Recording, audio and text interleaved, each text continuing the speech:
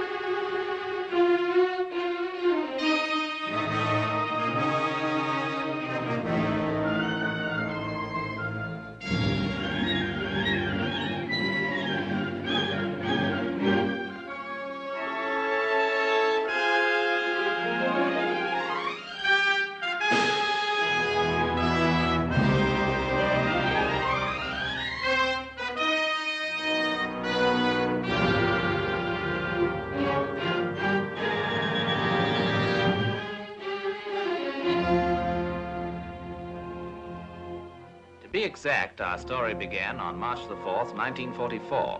It was a day of grueling fighting on the widely spread battlefronts of the Second World War, but the sun was shining serenely on neutral Turkey. The very same evening, on March the 4th, 1944, a Turkish minister held a reception for the entire diplomatic corps. The place, Ankara, the capital of neutral Turkey.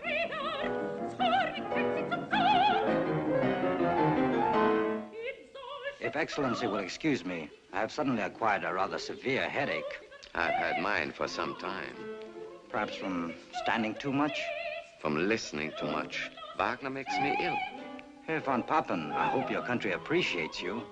You are the only unpredictable German I have ever met.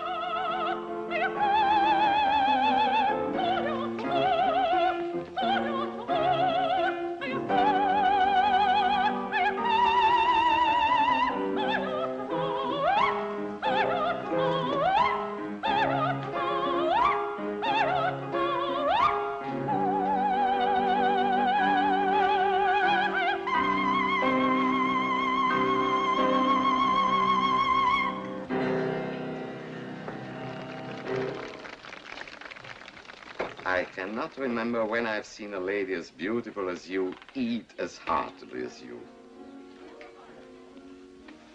Just a little more of the salad, if you please.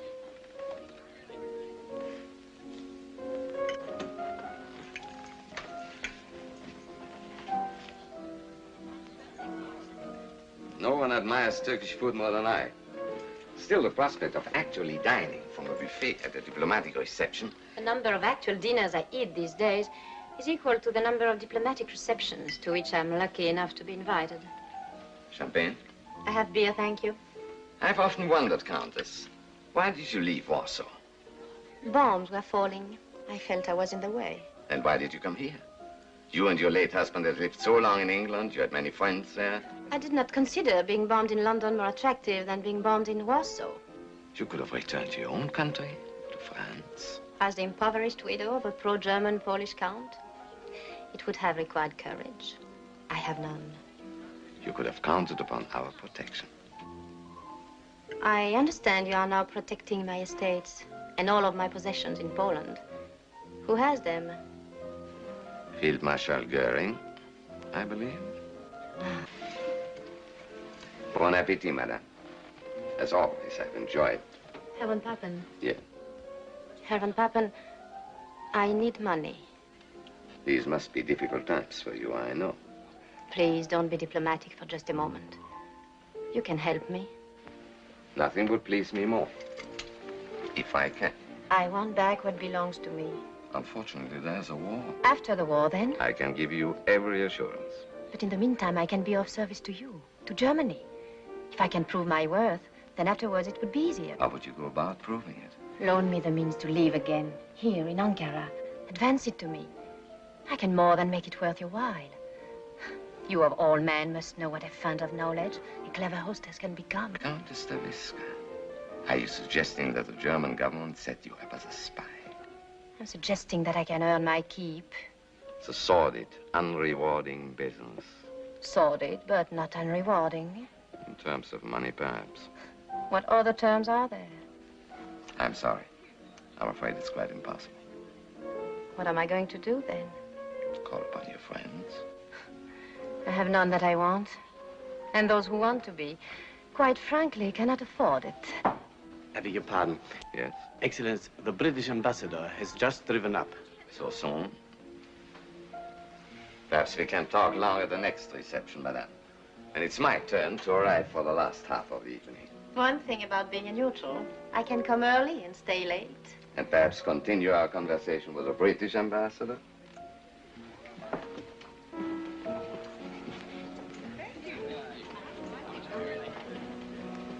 Come, Moyzisch, please, do not look at me as if you had a source of income other than your salary.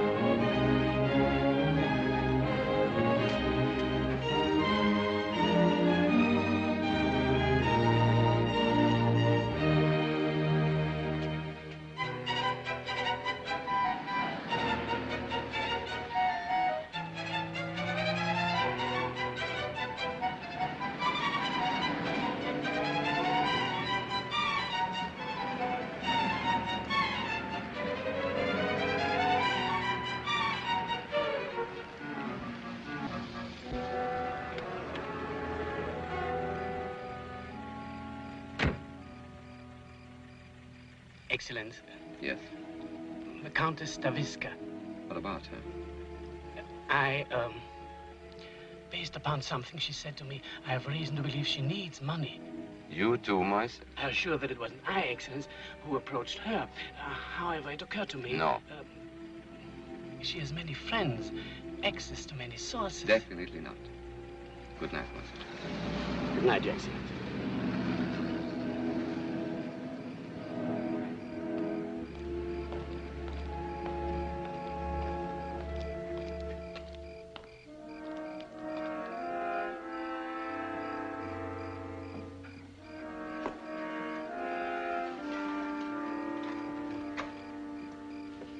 Whatever you do, don't raise your voice. Who are you? Take me to your office. What do you want? Let's get out of this light. Take me to your office. Don't be a fool, Moyzisch. I brought you the opportunity of your lifetime. Choose right now. You can be the envy of the German Foreign Service.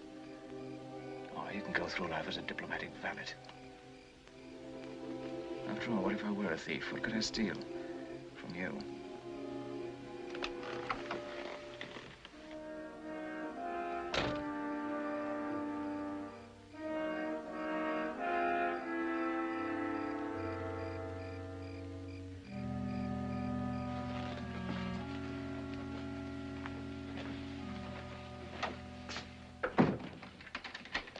Before I state my proposition, let me warn you not to breathe a word of it to anyone except your chief. My life will depend upon your discretion. A responsibility I do not choose to accept. I'm afraid you have no choice. Your life will depend upon it, too. State your proposition. Very well. Certain British documents, classified as most secret, have come into my possession. Military and political documents of utmost value to your government. I'm prepared to sell them. The price is £20,000. English pounds sterling.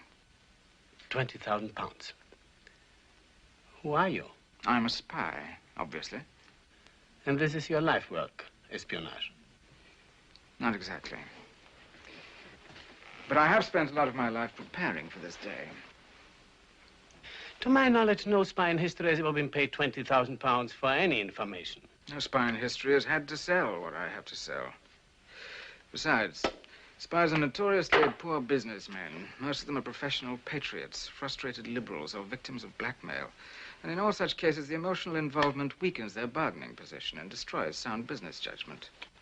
Would you consider it a sound business for the German government to pay £20,000 to an unidentified amateur for a set of so-called secret documents? Not so-called. Not secret. Most secret. Top secret. I'm sure they are. And now I have more serious matters to attend to.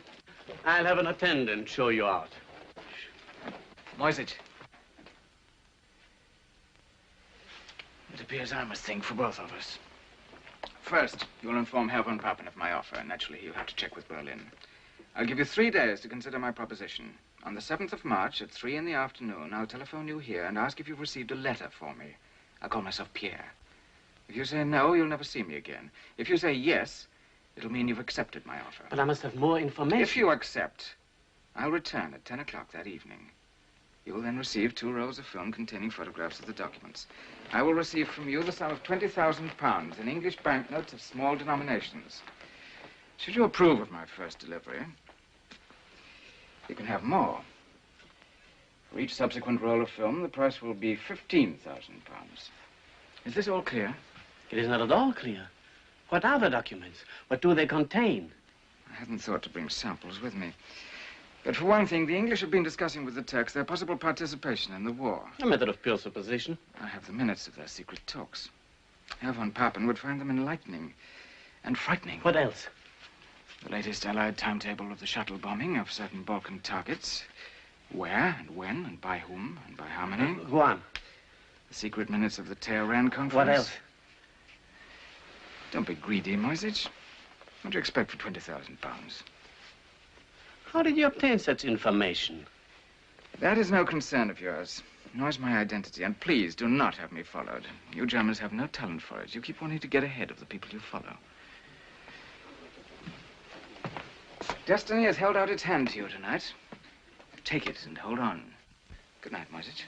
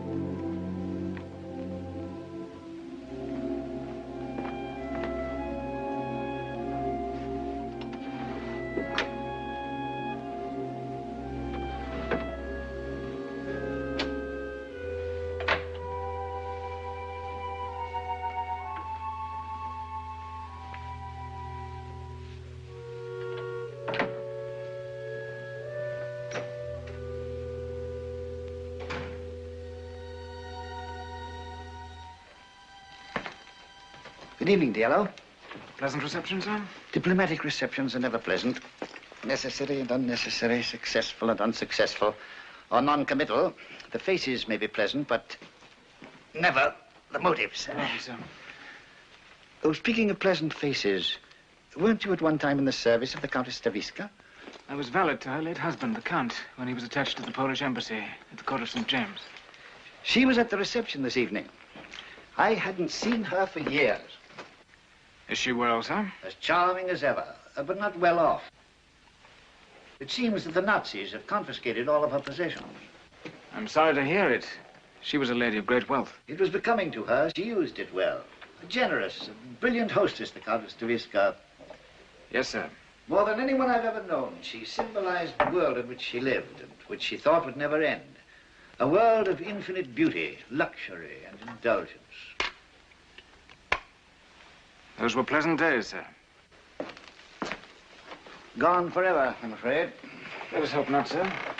I put the survey of Turkish manganese beside your bed together with your journal. Oh, yes, thank you. One moment, sir. Your capsule. Diallo, have you ever considered the possibility that you might just once forget something? Often, sir. I don't think you'd ever get over it. Nor do I, sir.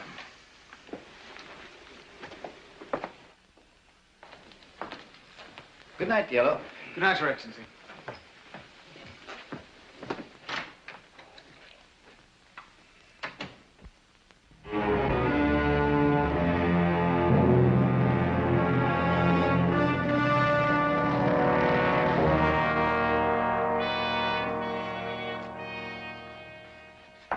Dispatch from Berlin has just arrived. Transaction approved.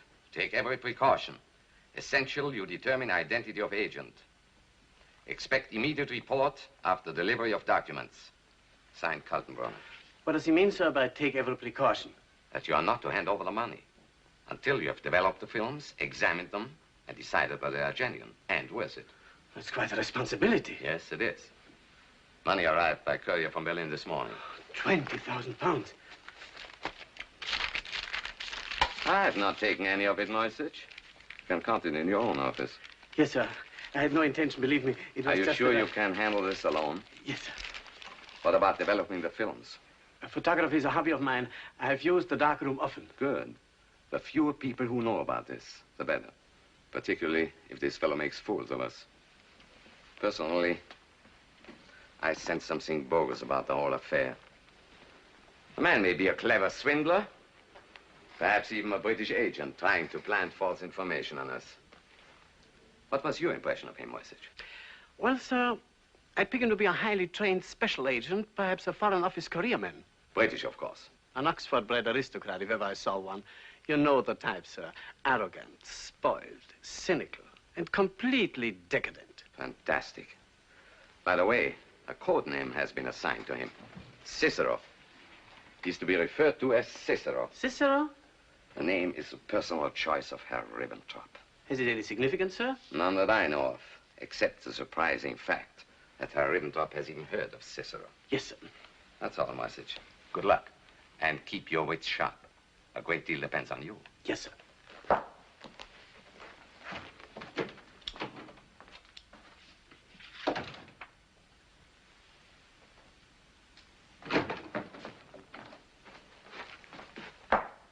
I forgot the money.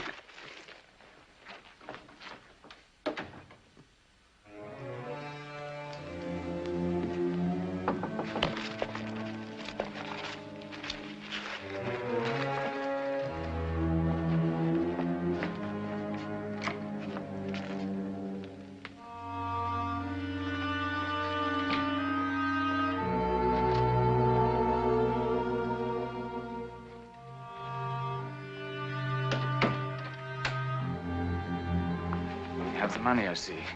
You have the film? Fetch me a drink while I count it, will you? Scotch whiskey. I'm sure that you must have some.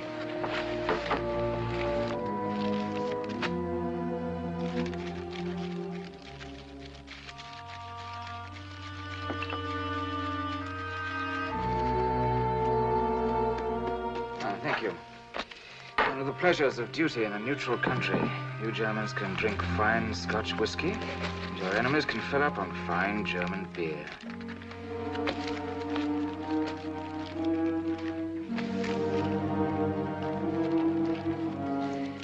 50,000. Well done, Moyzisch. The film.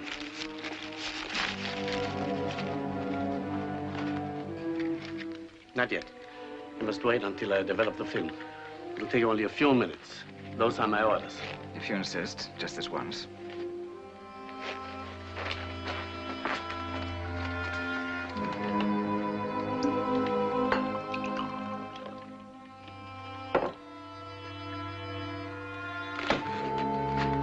Are you going to develop the film yourself? Yes. Well, you better drink this. You're trembling like a butterfly. It'll help steady your wings.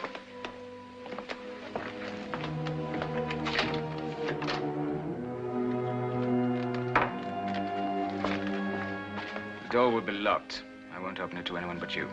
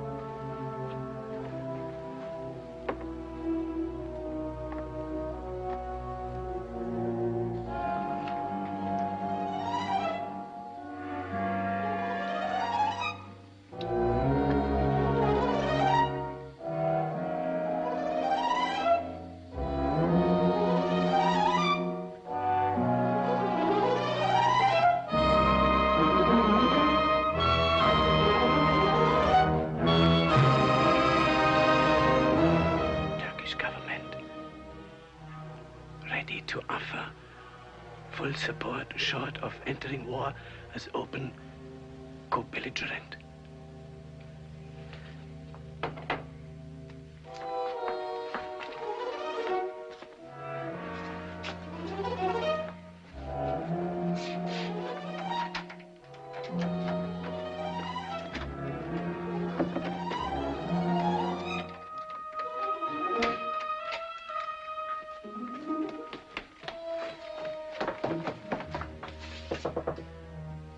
Open up, Moyzisch.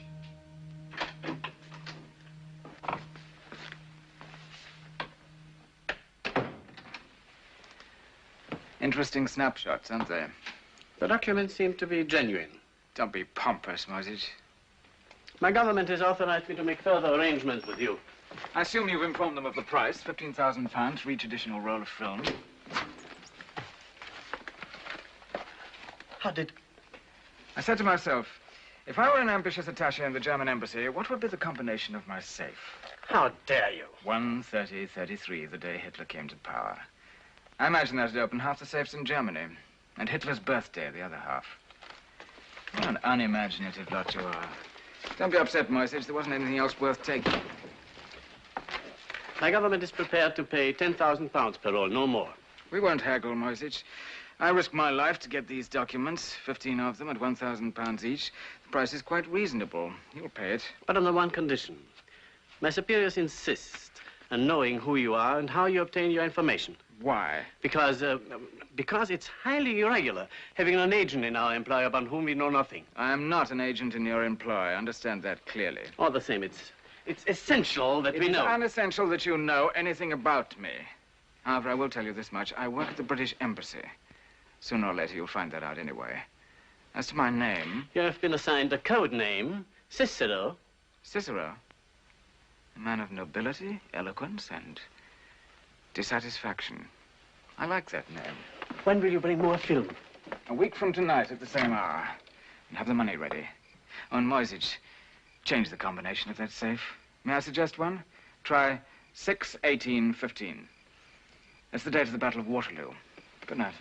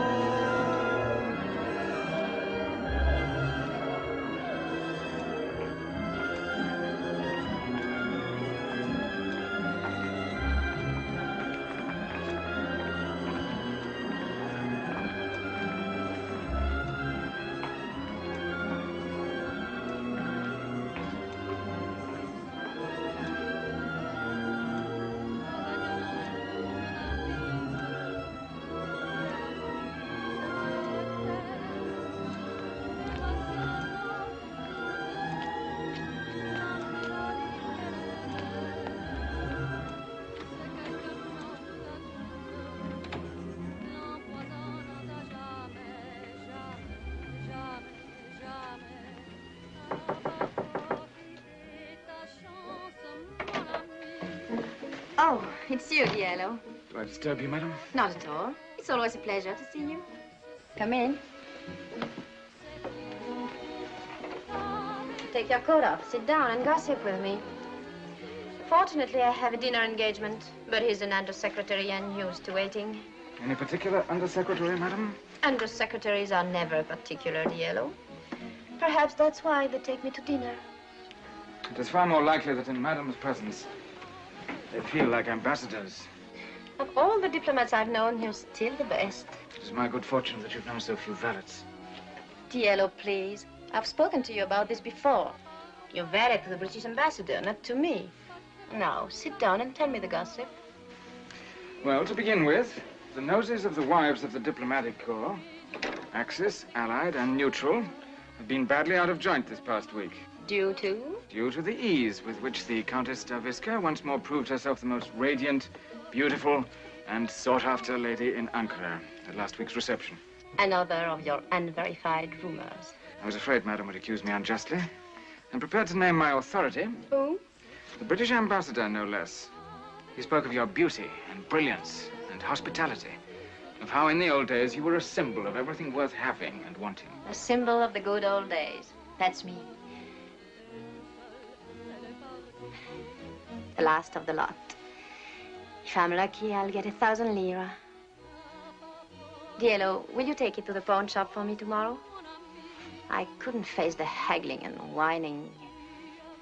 Perhaps it would be pleasant for you to go by yourself tomorrow. And bring back the jewels you redeem. I don't understand. Redeem? It's yours. £5,000. It's from me. From you? Is it a joke? It can't be real. There's nothing as real as money. But, Diallo, I don't know when I could pay this back to you. I don't want it back. But I can't permit you to. What must be the savings of a lifetime? They're not my savings. I'm not a saving man. If you must know, a business venture of mine was paid off handsomely and gives promise of far greater profits to come. But what has it to do with me? I propose to advance you these £5,000 in return for certain favors. At the moment, this particular enterprise must remain highly confidential. The ambassador, of course, knows nothing about it, nor does anyone except my business associate and you. The profits will be exceedingly large. I couldn't possibly keep such sums at the embassy, nor do I want to draw attention to myself by depositing the money in a bank. But you could keep it for me. Well, go on. You could leave this grubby room, rent an attractive house, live as you please, entertain as you please. And how would all that be a favor to you? From time to time, I shall want to transact my business in privacy. Naturally, I shall continue to live at the embassy, but you would set aside certain quarters for me. I see. If all goes well, I shall have some £200,000 within 12 weeks. That's the amount I've set as my goal. And then? And then South America. To a new life, a new name. That, of course, will require certain papers of identity, passport, visas, letters of credit. You could be of great help in obtaining such documents for me. How? I'll explain that when the time comes. Is there anything else? Nothing. It seems little enough to ask for £5,000. Are you going to tell me what your business is? Sometime, perhaps, not now. I see quite a trust you put in me. If I were to be indiscreet, it would ruin everything for you. And for you, too. You seem very sure of yourself. I'm sure of you. Oh? For 3 years, I was valet to the late Countess Darrieux. It is said that no man is a hero to his valet. It is also true that no woman is a mystery to her husband's valet. You know me that well? Well enough. The source of your money has never concerned you any more than the source of your electric light. They became worrisome only when they were shut off. Quite true. But there's pride. I have pride. A great deal I depend upon your pride. You'd find it intolerable to have it known that your wealth was the gift of a servant. Madam, you'll keep your mouth shut tight. Get me brandy.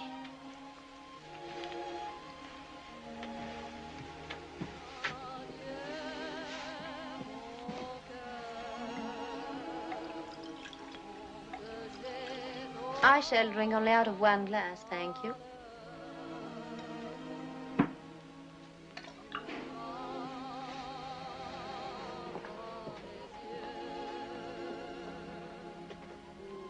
Dear Lou, do you know why I discharged you after my husband died?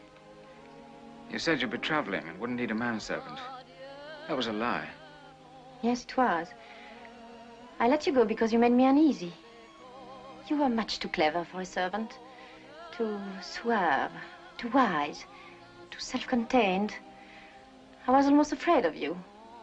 I felt you had an evil genius for something. Little did I know it was a genius for making money. That is a lie, too. That wasn't why I made you uneasy. No? No. You were attracted to me. It was upsetting to feel that way about a valet, and to feel that the valet knew it all the time.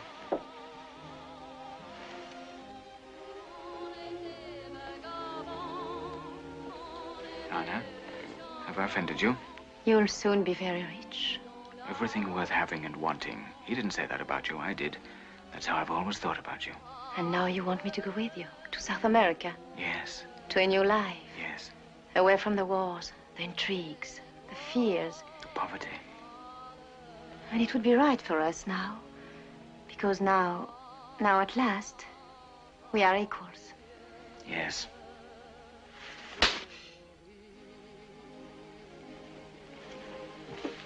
Where are you going? Madam has a dinner engagement, and we seem to have run out of gossip. I shall cancel the dinner, and we can talk business. You made me a business proposition. I agree to that part of it. As for the rest of the proposition, it's not an impossibility. It's merely an improbability, and above all, an impertinence. Because I addressed you as an equal? No, because you addressed me as a servant. Because in the manner of an inferior, you tried to buy something you didn't think you merited on your own. Now, let's get down to the details of business. As Madam wishes. My name is Anna. Yes, Anna.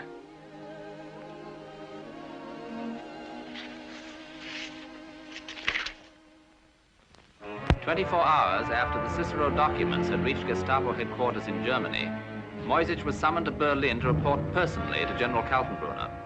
Incredible. You have the negatives? Yes, sir. Give them to Colonel von Richter. Too good to be true. 25 top-secret documents from an unknown agent. This has all the earmarks of a British trap.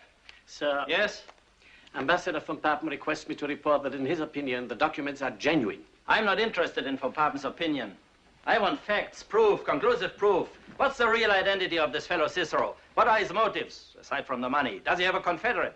You haven't answered any of these vital questions. Unhappily, sir, Cicero is most uncooperative. Teach him to cooperate. That's your job. What do you think of the information on the Tehran conference? Well, it looks authentic, but it's such high-level material that we have no means of verifying it. Exactly. And we can't act on what we can confirm. But there's one document here that can be confirmed, this. The operational plan for the shuttle bombing of Balkan targets. According to this, British heavies are going to bomb the Ploeshti oil fields on April 5th. If the raid takes place on schedule, that would serve to confirm the authenticity of the other documents. Good point. Is it your intention, sir, to warn the Romanians? Of course not. What purpose would that serve? Have you made another rendezvous with Cicero? For next Thursday evening. Very well. You fly back to Ankara and keep that appointment. But try to get some facts on the man. Tell him we can't keep paying out such sums of money unless we know how he gets his information. I do my best, sir. Try to do better than that. Yes, sir. This is your responsibility, Moyzisch. I warn you. Yes, sir.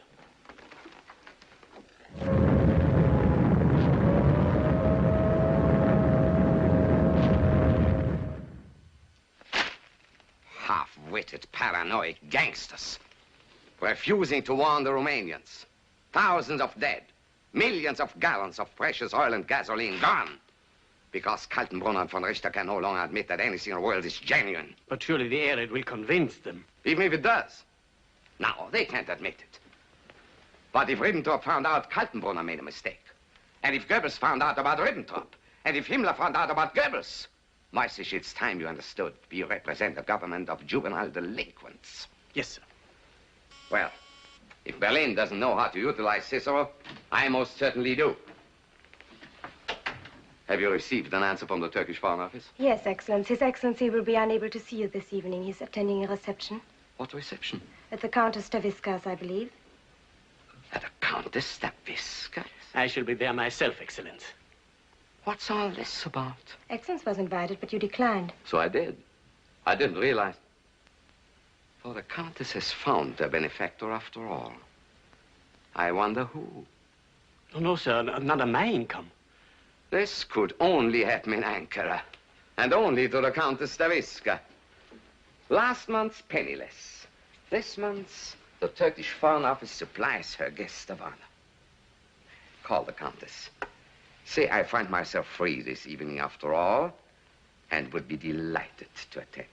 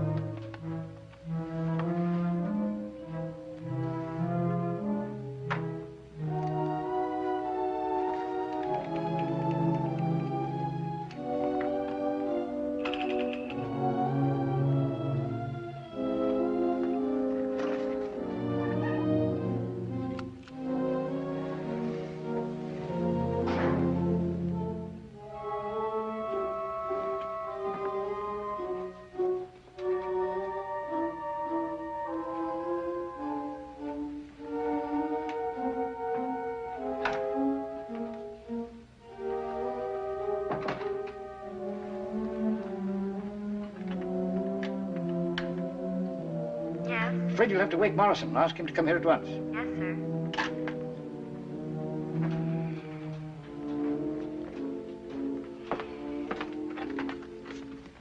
Will you change back into your jacket, sir? Thank you, dear.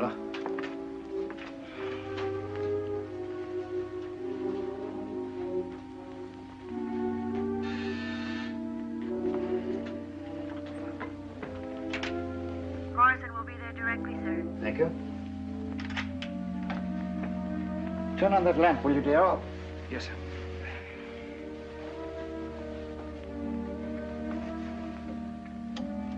Oh, this bulb must be burnt out, sir. I'll have it replaced.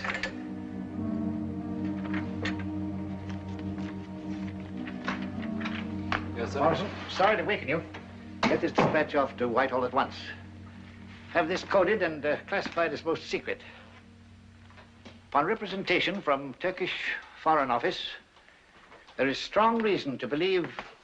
Yellow, will you shut the door, please? There is strong reason to believe that Van Papen is in possession of top-secret information, which would indicate leak in security here. Upon receipt of this highly classified message, the Foreign Office in London took immediate action. Let me read you what we received from Ankara early this morning.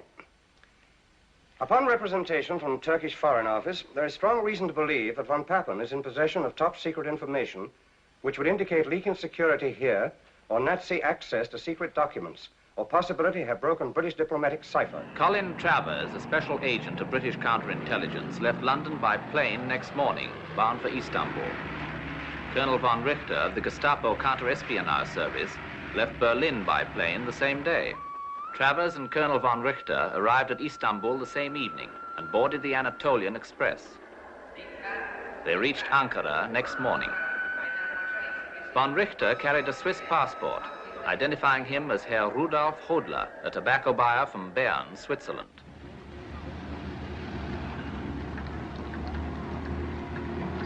He was met at the station by a Gestapo agent named Siebert and immediately escorted to the German embassy to confer with Herr von Papen.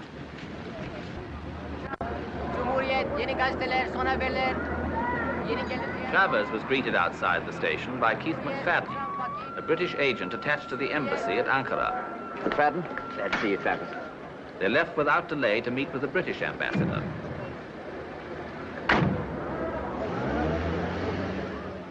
To begin with, sir, I think we must assume that the source of information to the Nazis is someone here at the embassy. After that has been ruled All our out... personnel and permanent employees have had previous security clearance from London. I've never known a self-respecting spy without a security clearance. Where do you store classified information, sir? Right there in my safe and in the first secretary's. What about the code room? Under guard day and night. Don't you think it most likely, sir, that this lamentable lapse in security was due to some unintentional slip of the lip at some party or reception? My lips are not in the habit of slipping, Mr. Travers. Nor do I imply that they are, sir. But our material does pass through other hands. It might pass through other lips. Now, McFadden was telling me about an unattached lady, a certain Countess Taviska.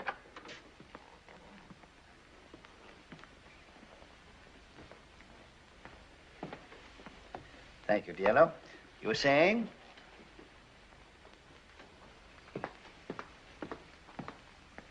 A certain Countess Taviska. It seems she's quite recently and suddenly begun to entertain informal, gay little gatherings. I assume some of our embassy personnel have attended from time to time. The Countess has a wide circle of friends, which I'm happy to say has included me for some time.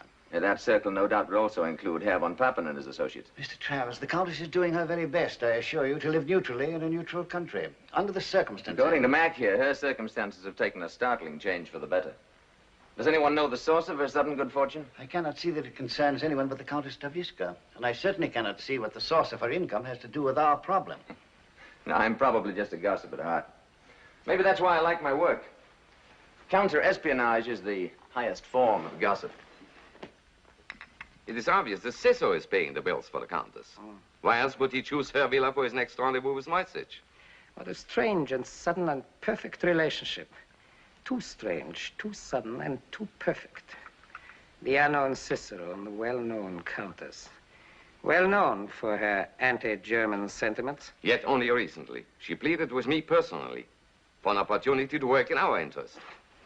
The suggestion of British intelligence, no doubt. Colonel von Richter, just what will convince you that Cicero is what he says he is? A spy, selling us genuine documents of great value for a great sum of money. I've come here to convince myself, Herr von Papen, one way or the other. A talk with Cicero might help. Moyzisch, when do you meet him next? At the villa, next Thursday evening. Then you will arrange for Mr. Hodler, the Swiss businessman, to be present. My incognito. I think it's preferable that Moyzisch remain our only contact with Cicero. I'm afraid you do not understand why I'm here, Excellence. I've come to Ankara to relieve you of all responsibility in our relations with Cicero. I cannot be relieved of that responsibility, except by the order of Foreign Minister Ribbentrop. General Kaltenbrunner expressed the hope that you would not force him to bypass Herr Ribbentrop and bring the matter directly to the Führer. What further instructions has the Gestapo for me?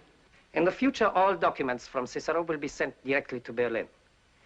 Those which General Kaltenbrunner feels are pertinent to your diplomatic mission will then be transmitted to you.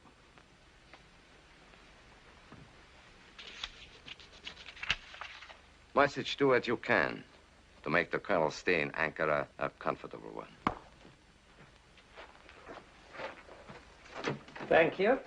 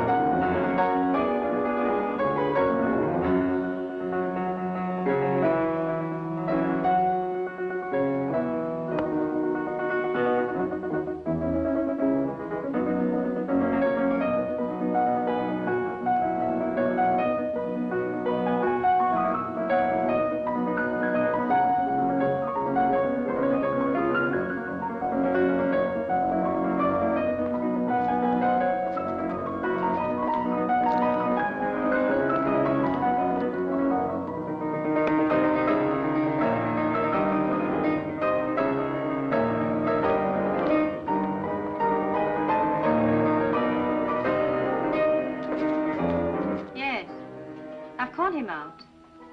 Yes, of course. Oh, Monsieur Hodler, there's a gentleman here who wishes to see you privately. You had a business appointment, I believe. I believe so. I'll take you to him.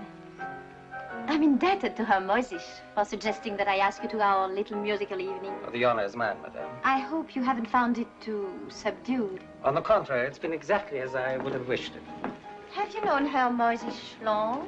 We have been business associates for some time. Are you, too, a diplomat, Monsieur Hodler? I suppose you could call me a middleman. There are so many Swiss middlemen. Seems to be a national occupation. What could be more natural? After all, we Swiss have been in the middle for hundreds of years. Come in. I'll see that you're not disturbed.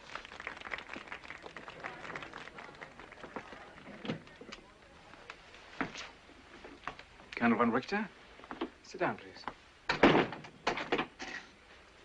Moyzisch tells me you're to be the new intermediary. That's correct.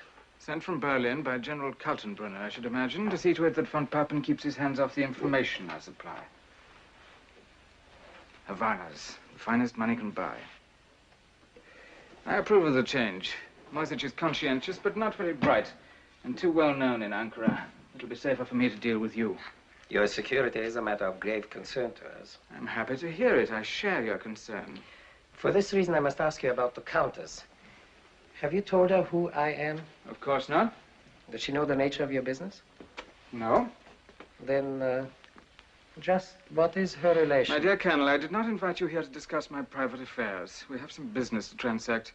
Did you bring the money? As always, you will be paid after we have developed the film. During the past 6 weeks, I've sold Moyzisch 50 photographs, all of genuine secret documents. That's proof enough of my good faith. Henceforth, you will pay on delivery. The money? Possibly you're no longer interested in the strategic plans of the Allies for the entire Mediterranean area. You mean a second front? I do not know the number of the front. I do know that in these documents, Mr. Churchill keeps referring to the soft underbelly of Europe. Of course, I could take the film to von Papen and ask that he himself query the German High Command as to their interest. Very well. Well, you had it with you all the time. Who are you, anyway? If I told you I was, let us say, the valet to the British ambassador, would you believe me? Certainly not. You see? Then at least satisfy my personal curiosity on one point. Why are you selling us information? I thought that was self-evident, for money. But you must have some other motive.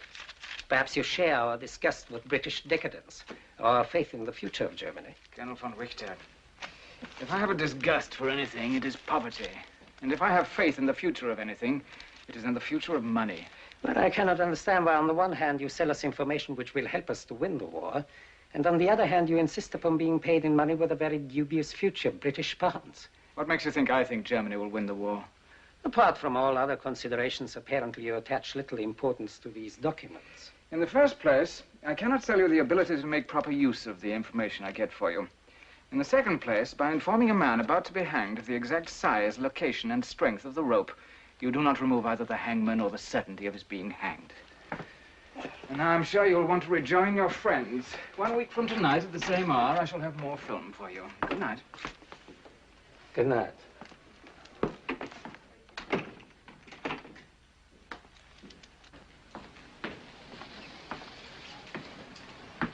I trust your meeting was a satisfactory one, Monsieur Hodler, Quite satisfactory, thank you, madame. and that you will honor us again soon.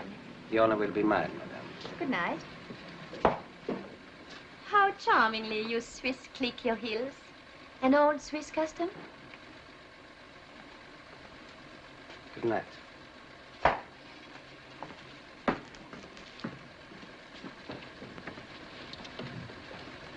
You may retire. Just turn out the lights. Thank you, madame.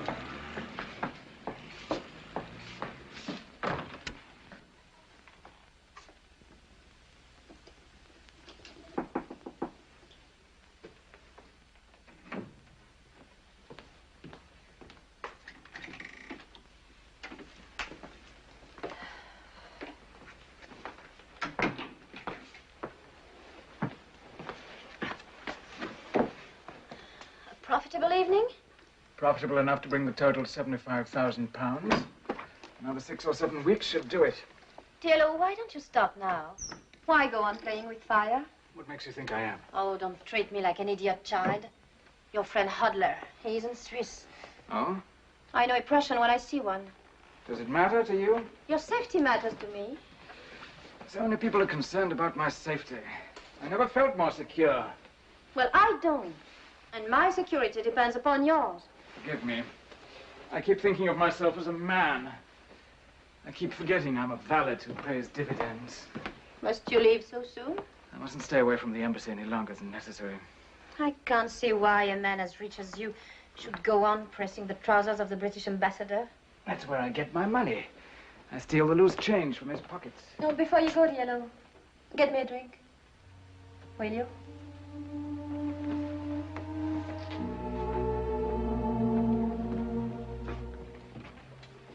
Tell me, where do you plan to settle when you leave for South America?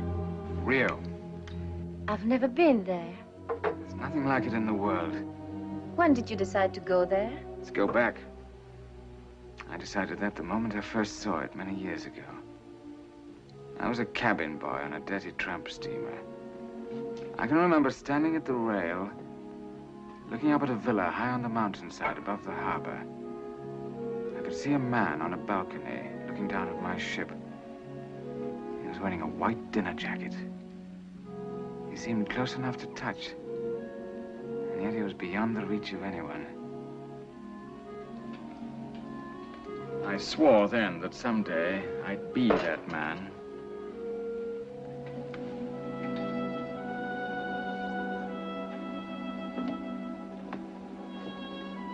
You might find Rio de Janeiro not to your liking. Do you have a nationality, Diallo? Most people are born somewhere. You're not a native Englishman. What are you? Albanian, English by adoption. You're the only Albanian I've ever known. If you know one, you know them all. I ran away to sea when I was a boy. And then? Finding myself in England, it seemed profitable to become a gentleman, so I went into service. As you have pointed out, I'm not yet a gentleman. But I am the best of the gentleman's gentlemen, which reminds me the ambassador will be wondering what has kept me. What will you tell him? That I was detained by a Turkish chambermaid. He might not approve. Why shouldn't he? Only a woman of my own class would want to detain me, and only a man of my class would permit her to. Diallo. Yes, Anna?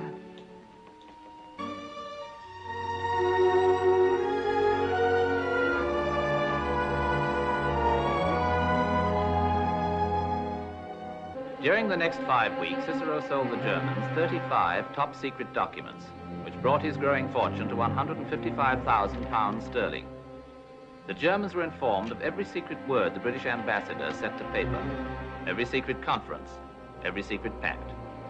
And yet, despite the unerring accuracy of the information gathered from the Cicero documents, German intelligence refused to act upon it, out of fear that Cicero might be a British plant.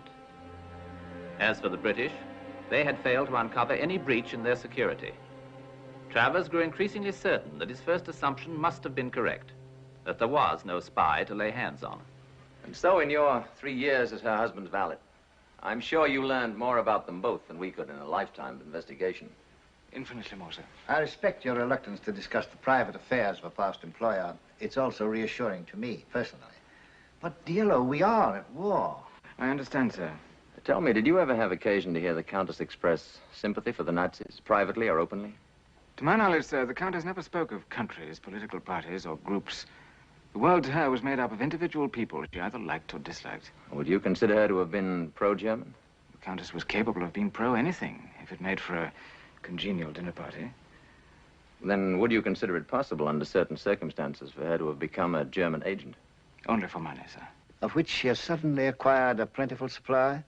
I know nothing about spies, of course, and the way they function, but I can remember that the Countess had a remarkable talent for receiving confidences from important people. The Count always relied upon her for a great deal of information that was otherwise unavailable to him. Thank you, Diallo. That's all. Thank you, sir. I'll be dining at the American Embassy. You may take the evening off. Thank you, sir.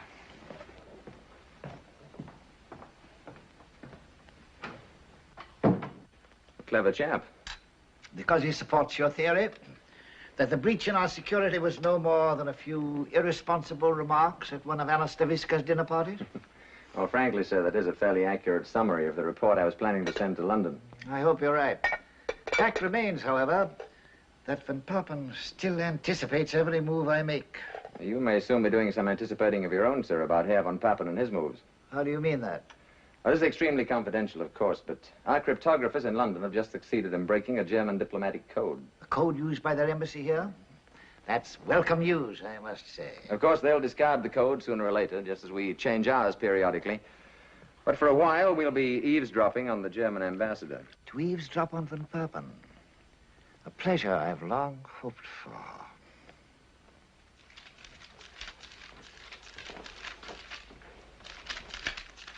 Nervous, Colonel?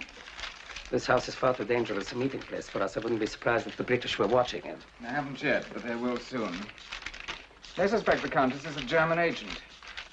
Are you serious? And all the while you suspected she was a British agent. Amusing, isn't it? Not at all, and under the circumstances we shouldn't have met here. From now on, we won't. Do you know the Aslan Hane Mosque in the old quarter? Moyzisch will find it. We'll meet in the entrance of it a week from tonight at the same hour. Be sure to take your shoes off. The Muslims will resent it if you don't. Childish. To them, no more childish than you're resenting someone's hat being on in church.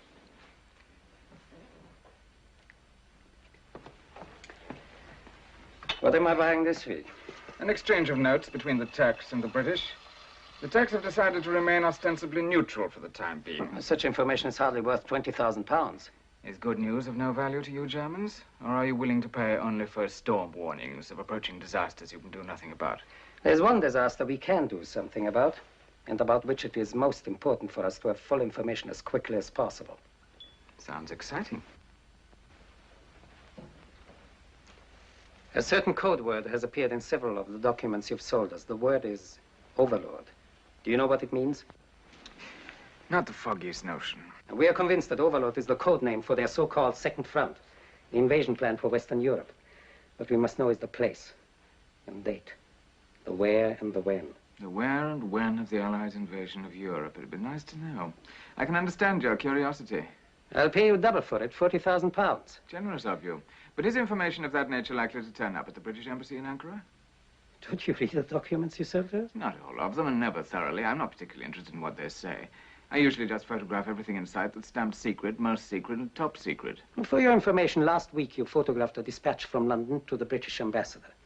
It stated that the ambassador would receive a copy of the revised strategic plan for Overlord within 10 days. Did you say £40,000? For the where and the when. We'll meet at the Aslan Hane Mosque 1 week from tonight. Do you mind going out through the garden, Colonel? Not at all.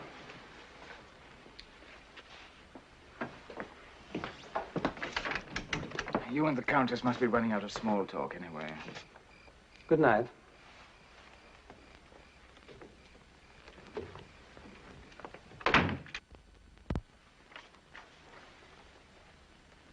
This was deciphered from the German code we've broken? Yes, sir. Who's seen it? You and I, sir, that's all. But McFadden should hear it. I'll need his help. From German Embassy, Ankara, to Reich Foreign Minister, Berlin. In reply to your query concerning authenticity, documents obtained from Cicero, I'm firmly convinced material genuine. Cicero lives within British Embassy, obviously has access to top secret information. Kaltenbrunner's failure to evaluate documents and Van Richter's refusal to make them available to me, tragic blunder. Strongly urge you bring this matter to personal attention of the Führer. Signed, Van Papen. Cicero. It's obviously a code name for their informer. Where do we start? With your permission, sir, I'll order a house search at once. It's hardly likely our friend Cicero has left anything incriminating lying about, but something might turn up. But one thing's sure, an open search will put him right on his guard. And that can't be helped. If we can't catch this spy, we've got to frighten him. Perhaps frighten him enough to make him stop for a while. At any rate, we'll gain time. Gentlemen, for the present, I'm forced to leave this matter in your hands. As you know, I'm expected in Cairo tomorrow evening. Until my return, you may, of course, take all the security measures you consider necessary. For one thing, I suggest the combinations of the safes be changed and safety devices installed. Of course. What about assistance? Do you have enough men? Yeah, we have 4 other agents in Ankara on other assignments. I can reassign them to this. Whatever you think.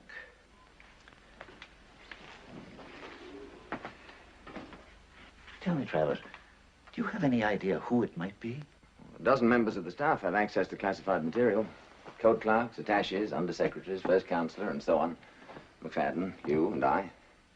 In short, Cicero could be any one of us. Yes, sir. Any one of us.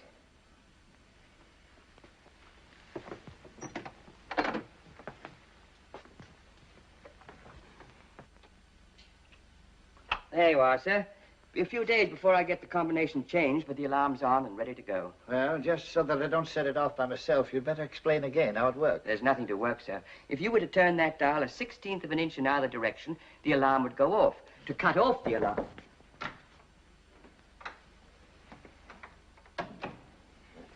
I'm sorry to disturb you, sir.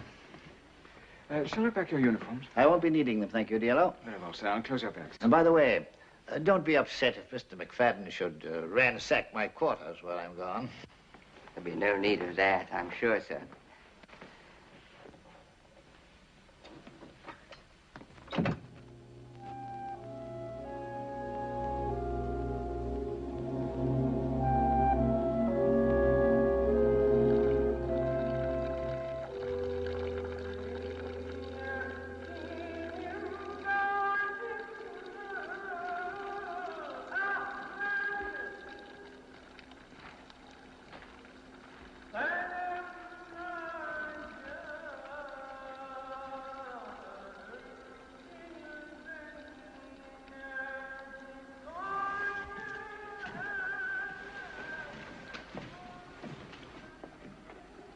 Stone is wet, cold and wet. Acceptable to Mohammedan feet, perhaps, but not to mine. It's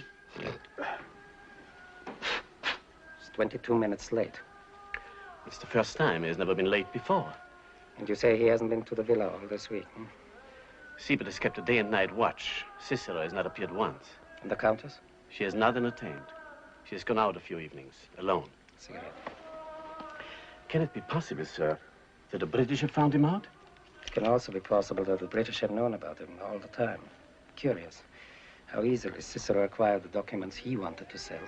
And when only once we named the documents we wanted to buy, or mysteriously has failed to deliver it. That. What does the colonel propose to do now? Precisely nothing. All spies in time outlive their usefulness. And I'm afraid, Moyzisch, that your friend Cicero has just about outlived his. If any.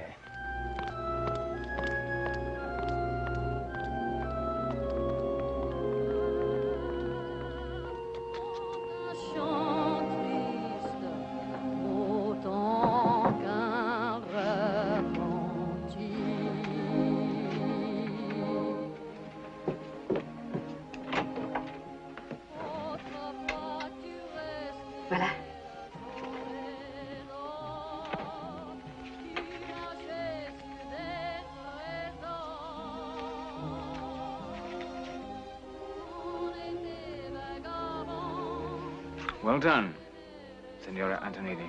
It was nothing, Signor. One of my many pleasant wifely duties. How much did they cost? £5,000. Another 1,000 for a set of papers to go with them. Birth and marriage certificates, that sort of thing. And another 1,000 to help him forget all about us. Money well spent. What about the tickets? 2 first-class compartments in separate cars on the Istanbul Express, leaving tomorrow evening. And the ship? An Argentine passenger freighter sailing from Istanbul direct to Rio. When? Day after tomorrow at sundown. Now remember, you have to take no notice of me whatsoever on the train. When we reach Istanbul, we'll go aboard the ship at once. How did it go to the bank? The size of the deposit created quite a stir. The manager of the bank seemed extremely curious. But I managed to satisfy his curiosity on all points when he took me to lunch. And? He will personally expedite the transfer of funds. The papers will be ready tomorrow morning. How much did that cost? Another 1,000. And all of my powers of persuasion. This side of respectability. A little over generous, perhaps. Now, let's see. 5, 7, 9,000 for expenses. That leaves roughly 130,000 pounds in dollars, about 600,000 in Brazilian cruzeros, about 11.5 million. Plus the 40,000 pounds you're getting tomorrow. I've pulled out of that particular transaction. The market's getting shaky. I've decided to retire. You have before you an Argentine gentleman of leisure about to take up residence in Brazil. I'm glad. We have more than enough anyway. We? We have more than enough? My dear Signora Antonini, where I come from, a man's money is his own. And if his wife is a good wife, he gives her some from time to time. Por supuesto, Roberto. Lo que tú digas. Will you miss being a countess? Not for a moment. Not for one moment.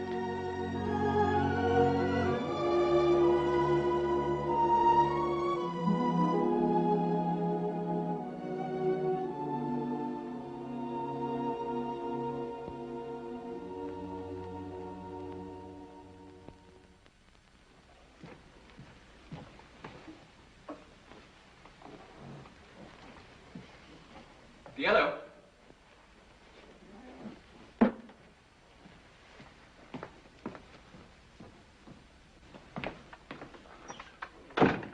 Here's the official correspondence. The ambassador's personal mail. Will you keep it for him? I'm leaving for the weekend. Will His Excellency return tomorrow as he planned? Not till Sunday. I put a list of his calls on the desk.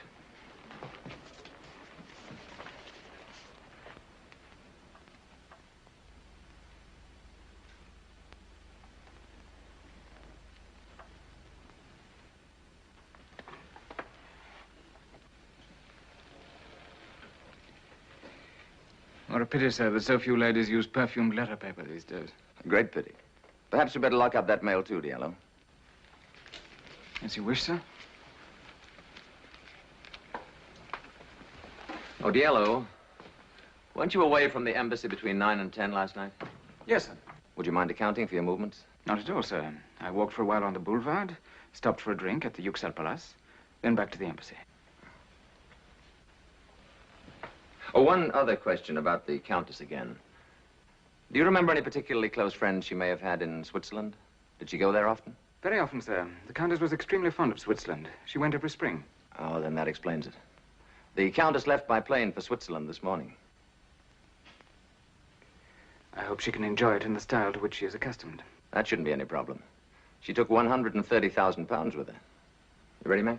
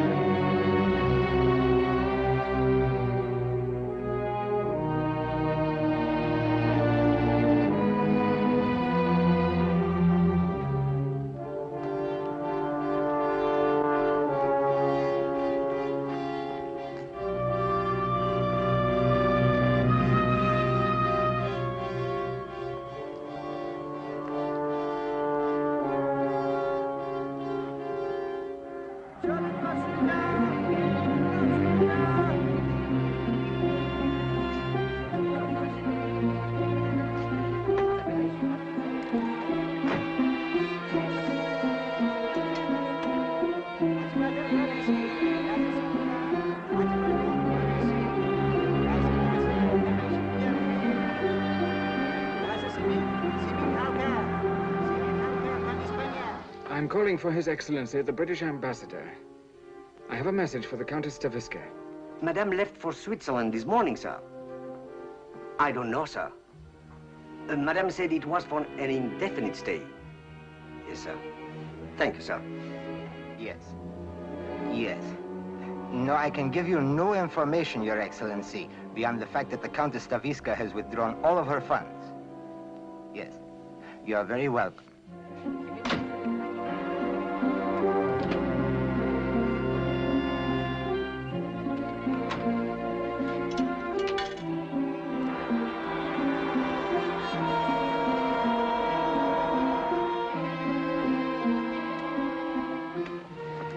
Yes. I can reach Colonel von Richter immediately. Tell the Colonel I can get the merchandise he wanted. However, I cannot deliver it here in Ankara. No, it's quite impossible. I'm being watched too closely.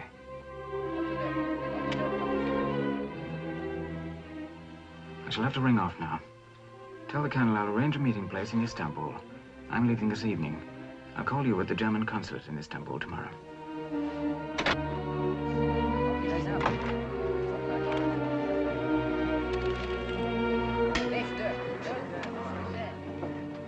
To anyone in the bar. He made a couple of phone calls and then came back here. I think you're on the wrong track sniffing after Diallo. After all, he didn't bat an eye when you told him about the Countess.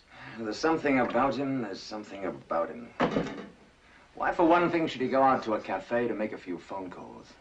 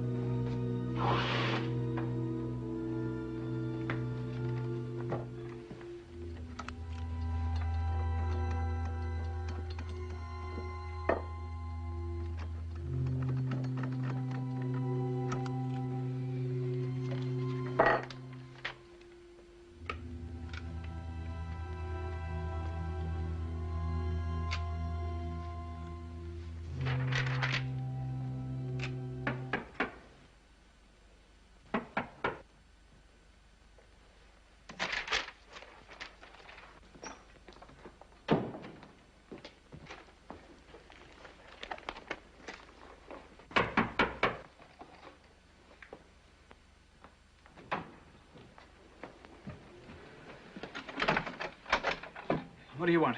It's all right, I clean office now. No, not now. His Excellency won't be back until tomorrow. But it's necessary. I wash windows while it's still daylight. Not now, I said. Come back later.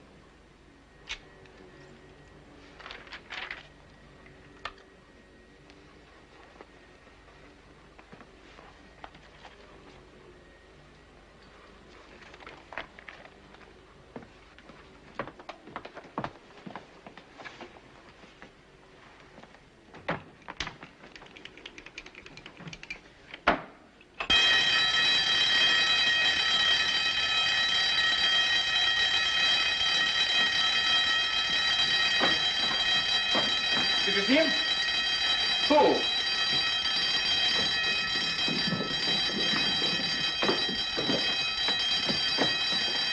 Turn off the alarm. Open it up.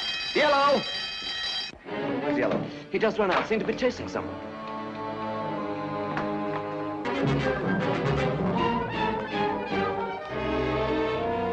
Follow him, Johnson. Find him and stick with him. Shall I try to hold him? Just find him and report back. Get off a dispatch to London. I want all available information on Yellow flown to me here at once. Give me that dispatch case.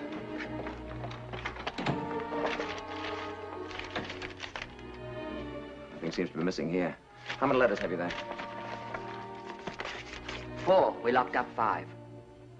That letter. Perfumed letter gone, but nothing out of the dispatch case. It's odd.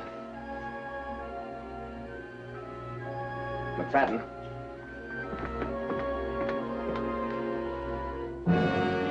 Photographs. Have Burroughs and Murray watch the approaches to the German embassy. We've got to keep him from delivering that film. It'll be sticky grabbing him in public. Our Turkish friends might not like it. We can't kidnap him, McFadden. We'll have to kill him. There's a little matter called Operation Overlord we've got to consider. Send a man out to the airport. After Johnson gets back, you and I'll get out to the railroad station. Siebert, you and Stuyven take the train to Istanbul this evening. Moyzisch and I will take the plane. He's bound to be aboard one or the other. Shall we go armed, Colonel? Naturally. You're to protect Cicero from the British at all costs until we get that film. And after that? After that, Moyzisch, it will be up to Cicero to protect himself from the British and from us. That's all.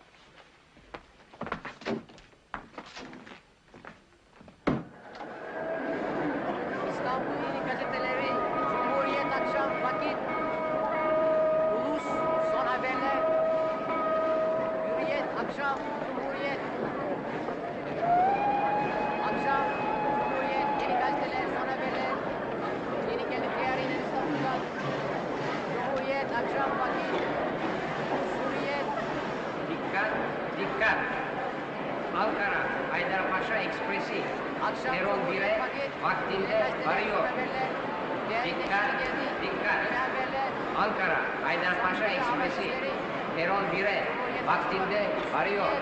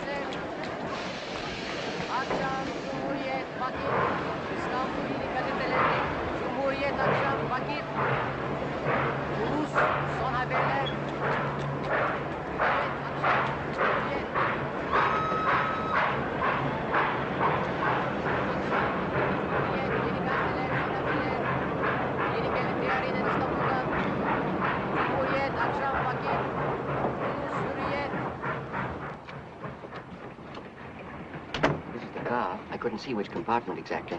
Try them all. Compartiment is beset, meneer. Excuse me.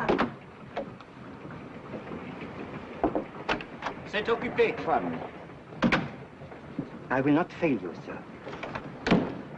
This compartment is occupied, gentlemen. May I see your reservation? We didn't have time to get one. If possible, we'd like to purchase a compartment in this car. I'm sorry. There are none available. We'd be happy to make it worth your while. They're none available, gentlemen.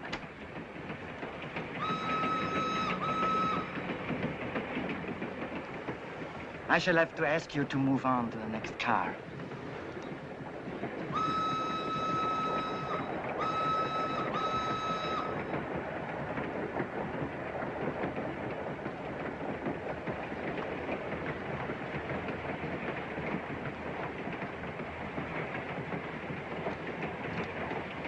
Might as well put that away and fill your pipe instead. There's nothing to do between here and Istanbul but see to it that none of them get off. I suppose the Nazis have already got the films. No. They wouldn't be playing watchdog for him if they did. They're going to take good care of him until he hands it over. And that'll be somewhere in Istanbul.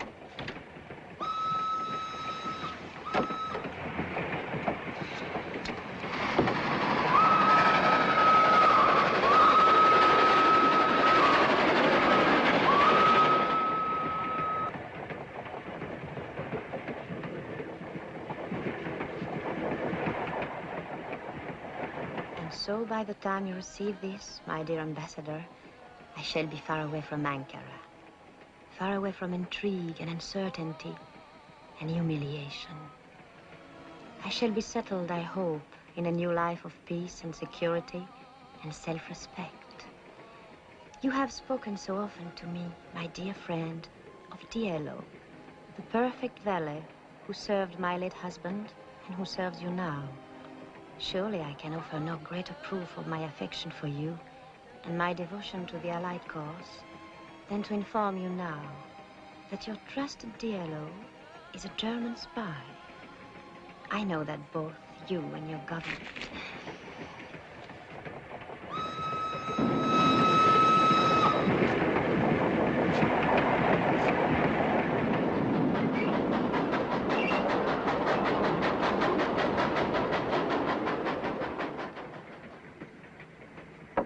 Just a few minutes, sir.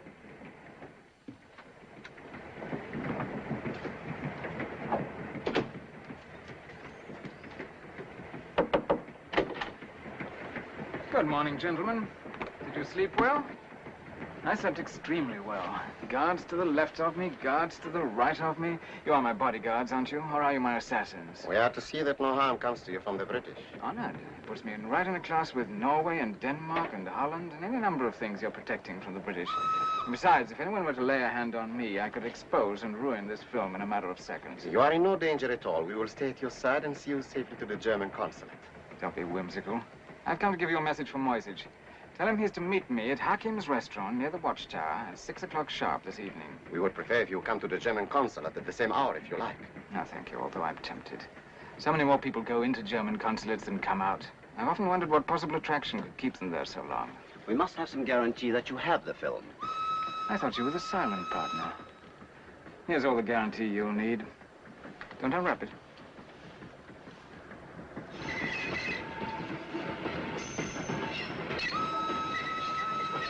It's a strip of film.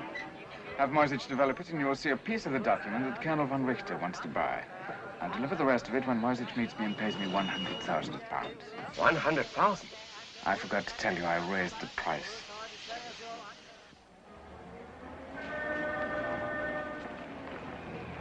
Ready, Moyzisch? Yes, sir. Remember to be extremely friendly. Give him the money first. As soon as you have the other portion of the film, come straight back here. Yes, sir. You know what to do after that. There is a problem of the Turkish police. It is hardly likely you will choose to kill Cicero on a crowded street or in the presence of a policeman. On the other hand, it is hardly likely he will go to the police himself, not with 100,000 British pounds in his pocket. Yes, sir. Now, good luck.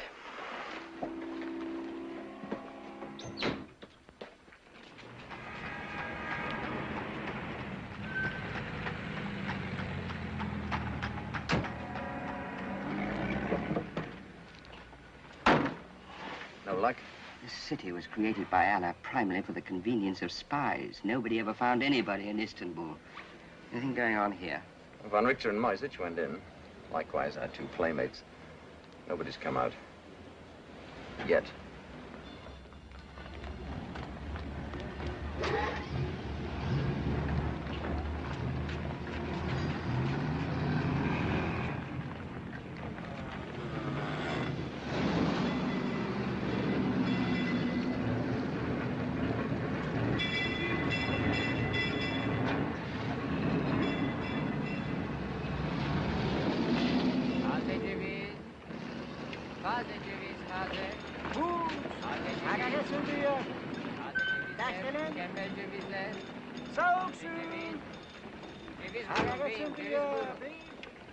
Taze ceviz.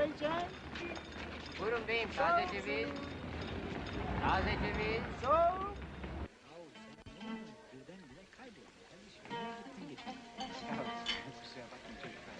Ben geçenlerde şeye gittim. Yok. Dinliyorum ya. Dinle kadar.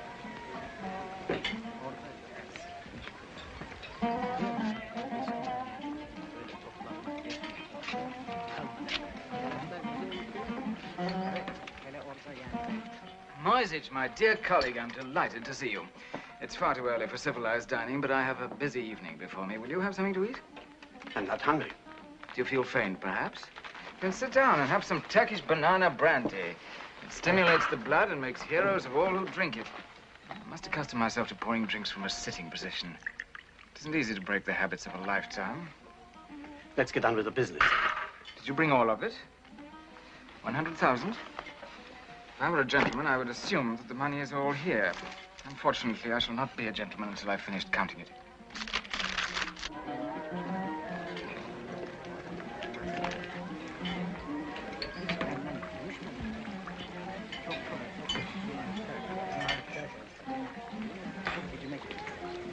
Do you speak English? A little. I'm looking for a friend. He may be in a private room. Do you have private rooms? Is occupied. Then he must be in there. I'll just... I'm sorry. He not wish to be disturbed. But he's expecting me. I'm sorry. You will sit here, please.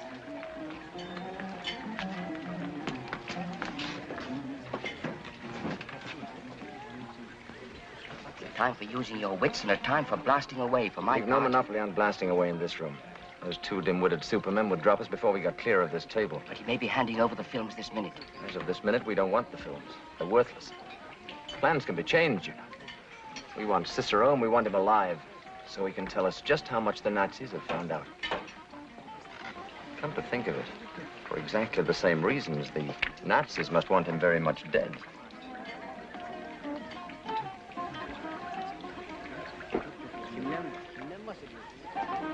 You're balmy. You're completely balmy. He'll jump at it.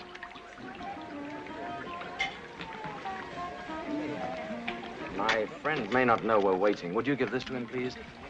Yes.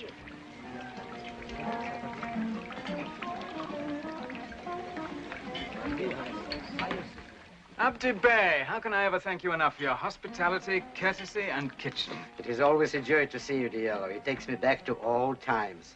Size very not var. İngilizlerden. Thank you. No answer required. Who was that note from? What was in it? Would you like to purchase a photograph of it? Why so nervous, Moyzisch? This is the greatest day of your life. When you die, Hitler will dip you in bronze and name streets after you. Can't you count a little faster? Haste makes waste. You've grown fond of me, is that it? You're troubled because you know that I haven't much longer to live. Those two men are here to protect you from the British. Which two men? I didn't say anything about two men. Really, Moyzisch, you and your guilty conscience and big mouth. Here's the film. Has it occurred to you that our roles are now reversed? That the British may try to kill you? How does it feel, being me? Keep a stiff upper lip, Moyzisch. That's one thing I have learned from the British, the importance of an exterior.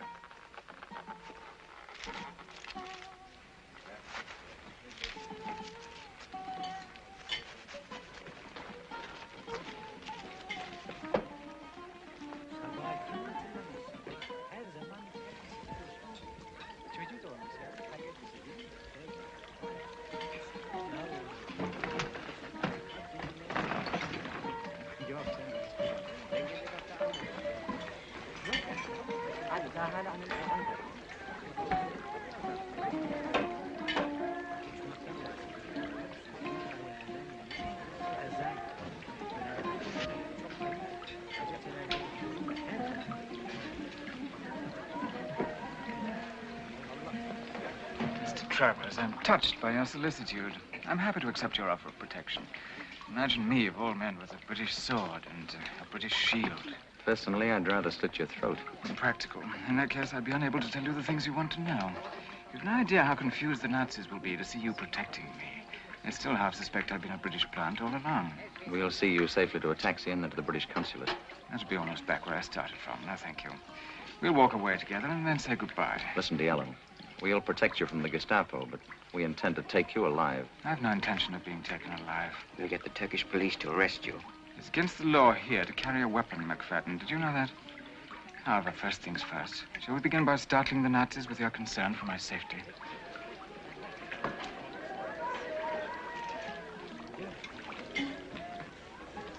You seem to disapprove of me. You're the most cold-blooded thief, traitor, and criminal I've seen in a lifetime of looking at human trash. What a pity. I rather hoped I'd look like a gentleman.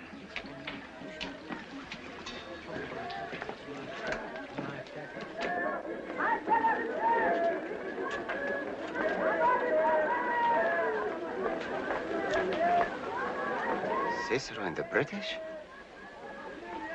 Put that away. Too many people.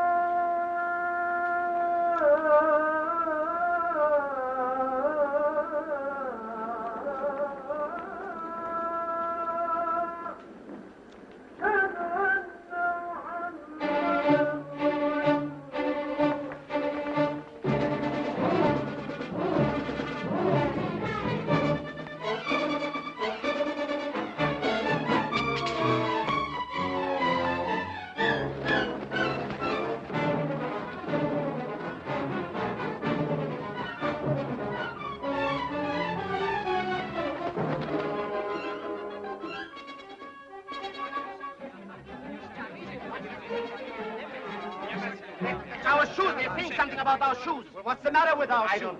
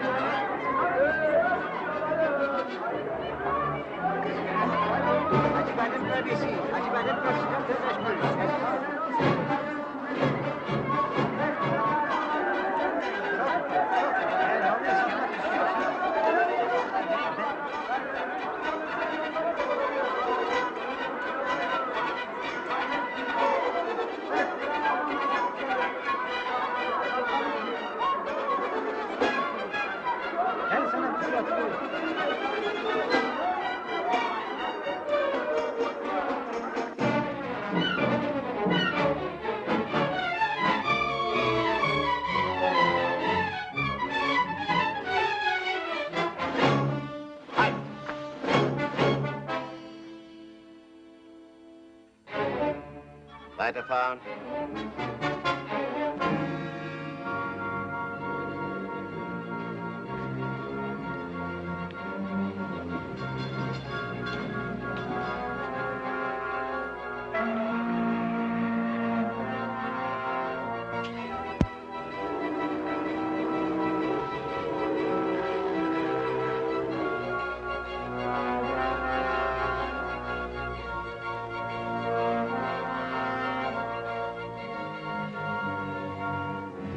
You must believe me, Colonel. The British held us off. They were protecting him. Nonsense. But they let him get away, sir. What's more, back in the restaurant, they passed Cicero a note. It has no logic. It does not make sense. An urgent dispatch for you, sir, from His Excellency the Ambassador. Moyzisch. What's the delay? I spoiled the first print. What? I was so nervous, but the second one is almost ready. Oh, hurry up.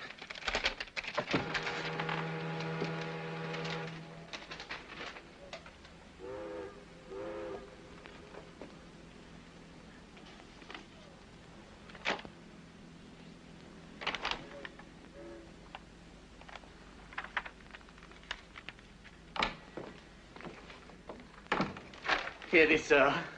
They fit together perfectly. D-Day for Operation Overlord is tentatively set for early June, along the coast of Normandy and Cherbourg Peninsula. Carl, did you hear it? Yes, I heard. Now you hear this. An urgent dispatch from von Papen. I've just received personal letter from Countess Anastaviska, naming Cicero as British agent. I'm unable to corroborate the accusation because Countess has left country. But in view of her past efforts to ingratiate herself with us, I'm compelled to believe her charge is true. I don't believe it. I've always believed it from the first. I told you so. I know the British and their childish tricks. I don't believe it. The earlier documents, they were genuine. Events proved them genuine. Of course, they had to be, so that we would swallow that big lie, that one. I nearly paid with my life for this. I knew it. I knew it all along.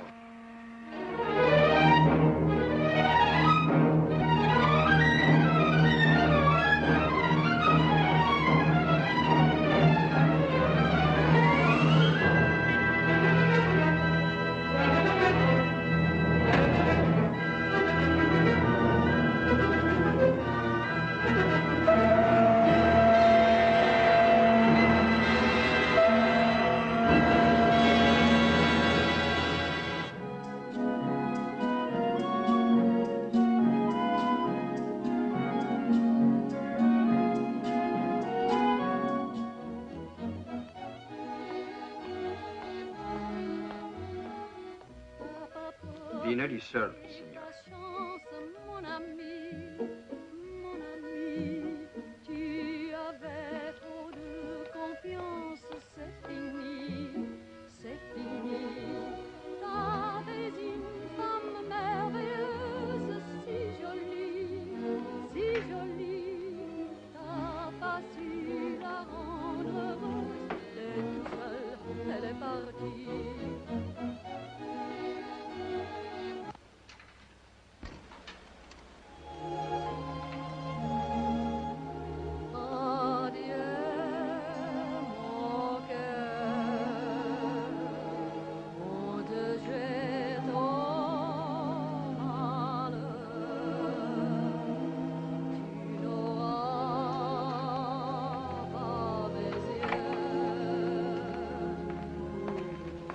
Two gentlemen have come to see you, senor.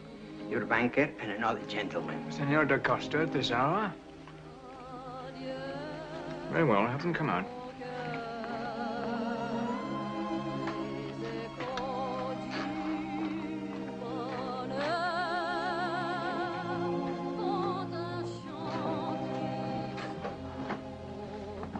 Senor da Costa, an unexpected pleasure. Senor Antonini, please forgive this intrusion. May I present my friend, Senor Santos? I'm honored, Senor Santos. I've looked forward to meeting you, Senor. Please sit down, gentlemen. Will you join me for dinner? Thank you, Senor. We have dined. Some wine, perhaps. Senor Antonini is already known in Rio for his exquisite taste in wine.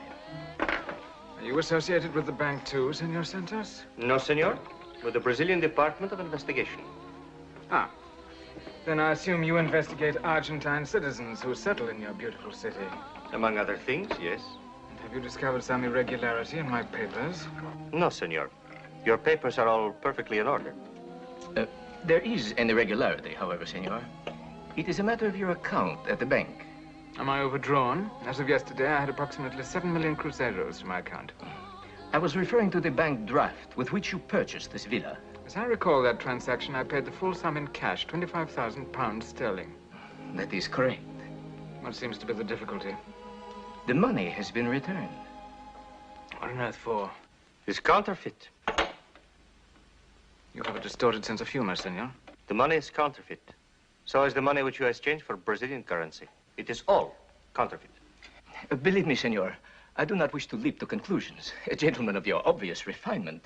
Perhaps you are an unfortunate dupe.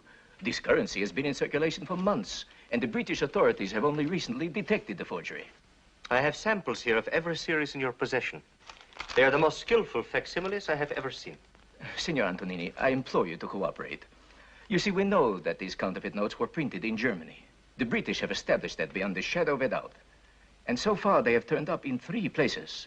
Here in Brazil, in Turkey, and in Switzerland. Switzerland?